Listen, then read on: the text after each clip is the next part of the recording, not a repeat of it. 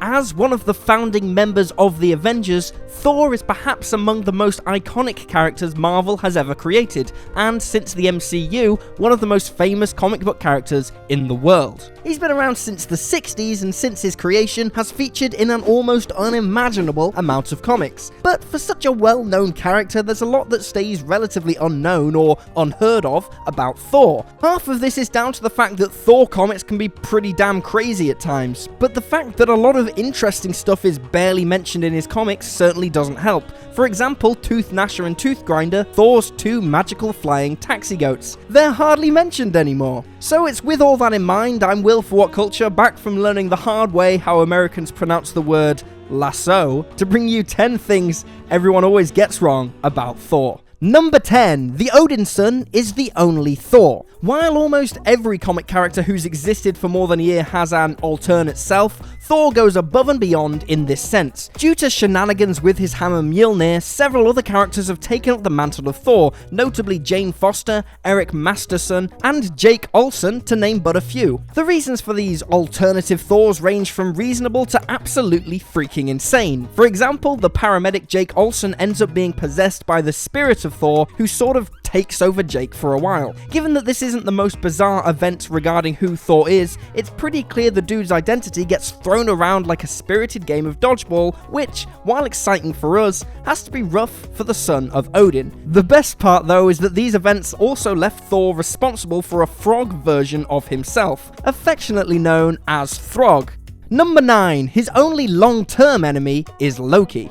When you think of Thor's enemies, 99% of people immediately think of Loki. While this isn't wrong in any way, it also isn't entirely true. Although many of Thor's original enemies have fallen to the wayside over the years, such as the ever originally named Lava Man, a lot of his other foes have also stood the test of time. Even some villains who cease to be Thor's enemies still feature in newer Marvel comics, though fighting other superheroes. For example, the Absorbing Man features in Old Man Logan, and Radioactive Man features in the 4th volume of Black Panther. Up and Atom. Number 8. He's always a cheerful character. A misconception that has arisen perhaps more out of the Thor film series than anything else is that Thor is a cheery character. Indeed, when compared to the rest of the often brooding Avengers, it's easy to see how Thor looks downright merry in comparison. But Thor has his fair share of dark moments in Marvel's lore. Between being continually betrayed by those closest to him, having his powers taken away so he has to prove himself again, or just watching everyone he knows die brutally before his eyes, it's safe to say that Thor isn't always bright and breezy. It's easy to presume that Thor is considered cheerful because he's always happy, but in reality, it's kind of the opposite.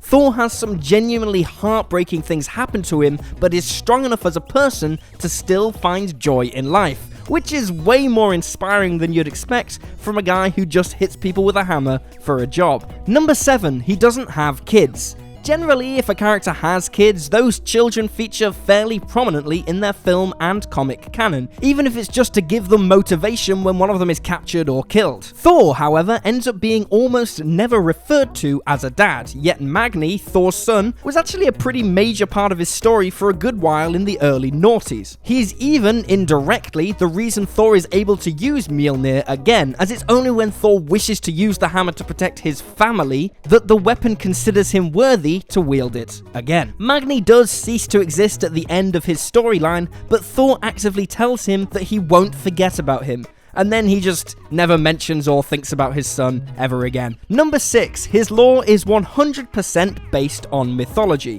With so much of Thor being based upon Norse mythology, figuring out where the similarities begin and end can be difficult at times. This isn't helped by the fact that basically all other iconic figures from Norse lore, Odin, Hela, Loki, also exist in universe.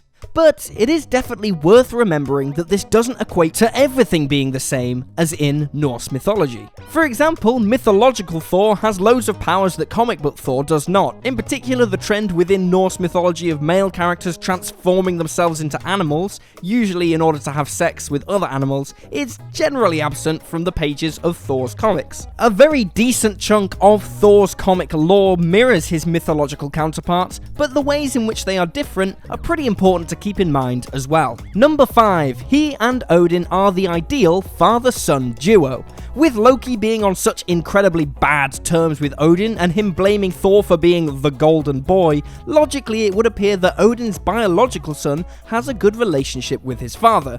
Now, this isn't entirely false, as comics do exist where Odin clearly has nothing but love and care for Thor. However, a good portion of Odin's canon interactions with his son are him exiling him away to Earth, wiping his memory, taking Mjolnir, not approving of his successor, and other assorted moves that don't scream loving dad. Sure, being a Norse god means you probably have different standards for what is kindness to your child, but actively attempting to ruin his life is definitely not anyone's, standard ideal for parental kindness. Number 4. He's always been in Marvel canon. Does anyone remember when Marvel just took Thor out of their comic canon for a year? Whether you do or you don't, you can rest safe in the assurance that it's one of the weirdest things Marvel has ever done with Thor, and that truly is saying something. As part of the Heroes Reborn storyline in 1996 to 1997, Thor, as well as several other superheroes, were placed in a pocket dimension created by Franklin Richards, Reed Richards' son, where they essentially ceased to exist in their conventional comics for a full year. The actual Thor comic reverted to its prior name, Journey into Mystery,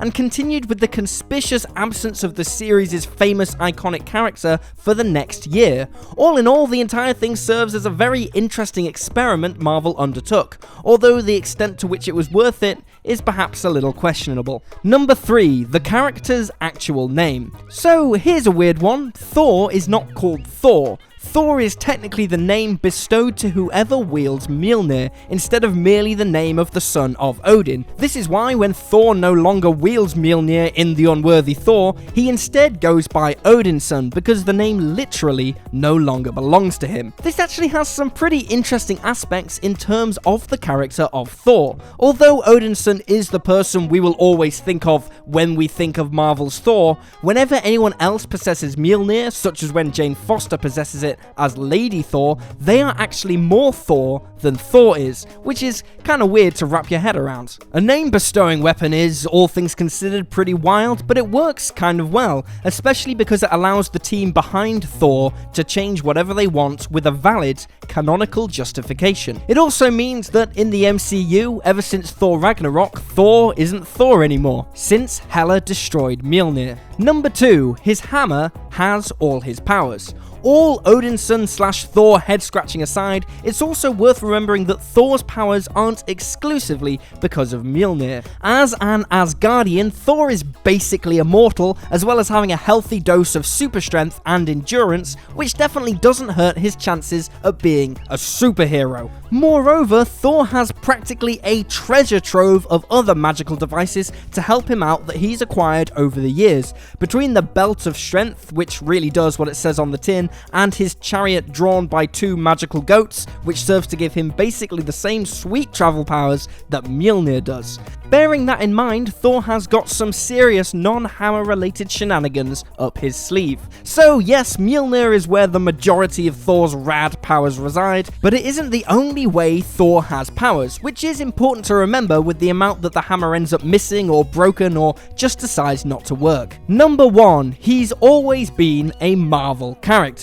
As one of Marvel's most iconic characters inside and outside of the Avengers, it's insane to think that Thor started out life on the other side of the comic fence. But it's also the truth, as the lovable Storm God initially started out as a character created in the 1950s for DC by Jack Kirby, who would go on to adapt the character a decade later after the creation of Marvel Comics. Nowadays, it's undeniable that the Thor we think of today is a Marvel character, but it's also incredibly interesting to wonder how he would have differed if the folks at DC had run with him instead, and whether he'd still be the same beloved hero that he is today. And there you have it, folks, 10 things everybody always gets wrong about Thor. Feel free to drop this video a like and subscribe if you enjoyed it. Leave a comment down below with your own favourite Odinson misconception, and visit whatculture.com for daily news, lists, articles, and all that other good stuff. I'm Will for What Culture, thanks for hanging out, and I'll see you next time.